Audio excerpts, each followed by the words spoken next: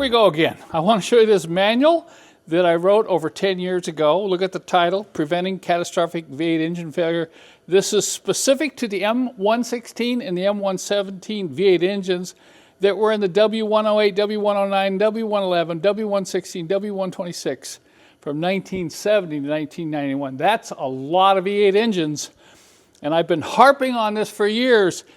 You cannot assume that these engines are just A-OK when you get them even with low mileage. We're looking at this 560 SL here, under 80,000 miles, and you think, well, that shouldn't be a problem. But following the instructions in this manual, I pull the valve covers and just wait till you see what I found. The issue with these engines actually has to do with some pretty inexpensive parts made out of plastic. So here we go again, plastic. It doesn't matter how many miles on the car, it's the age of the plastic. And if you notice, this is called the oiler tube. This provides oil to these journals on the camshaft, and these little plastic clips have a clip and a hole that oil these towers right here.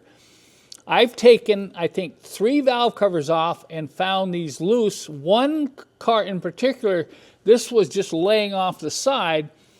And when that happens, you're going to seize up the camshaft due to excessive heat on these journals, and you'll probably end up destroying the engine.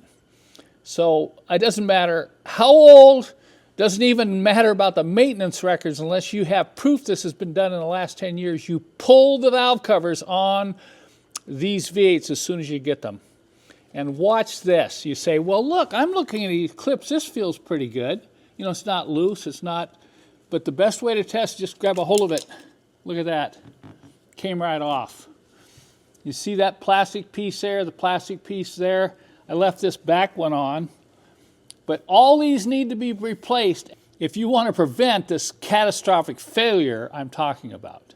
Let's take a close look at the left camshaft here. Look at how clean the inside of this engine is. I mean, there's absolutely no oil or sludge buildup. And I'm looking at this tube and it feels pretty good, but let's take it again. See, this one's not bad. If I can't pull it off, that means those clips probably have not aged as much. So who knows, maybe somebody replaces. I'm gonna go ahead and pull this off. We have to pry it very gently with the plastic tool here, but I'm gonna pull this side off here and replace the clips on this side. But the big one, this is the one that's caused multiple chain failures, which lead to the pistons hitting the valves, and in most cases it will destroy the engine. One case I found, I was able to remove the left side head and replace the valves and do a valve job and save the engine. But that's this guide rail right here. Look at this guide rail right here. That looks okay. That's made out of plastic. No problem, right? When you go to inspect these guide rails, I want to caution you, you need to be very careful to inspect them closely. This one almost fooled me when I pulled the valve cover off. I looked at this one on the left side, this one right here, and initially it looked okay. But most of the time you see them broken off. And if you're lucky enough, as I've seen 2 times, I've seen the top part broken off and just sitting down in there below the sprocket. So look closely, wiggle these, because watch what happened here when I got in here and started wiggling this. It was broken right at the lower pin location.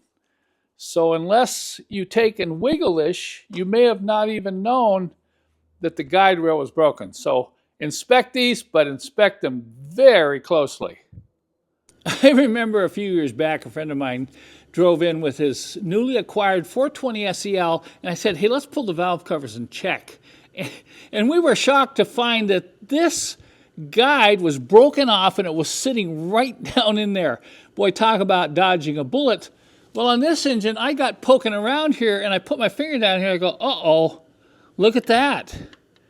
It hasn't broken off yet, but it's broken on the other end. Wow, another bullet dodged here. So I've got my work cut out for me. You know, changing this upper guide rail is a must. I wouldn't even start the engine again with something like this. And when you're in here, you may want to change the other side. This is the one that breaks more often. It's usually due to the slap on this chain. As the chain rolls around, it comes up and it slaps on this like that. And a lot of times when you pull the valve covers, if you've got an engine over 100,000 miles, you probably want to change the chain.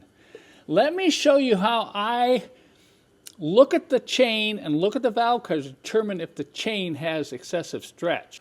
Look at the inside of these valve covers. Talk about a low mileage engine. I haven't even really cleaned these, but the area I'm looking at is right here. This is where the chain runs with the sprocket on the camshaft. When that chain gets loose, it'll start slapping and you'll start seeing marks in the valve cover. So if you pull your valve covers and you see scoring marks here, don't hesitate. Just change that timing chain.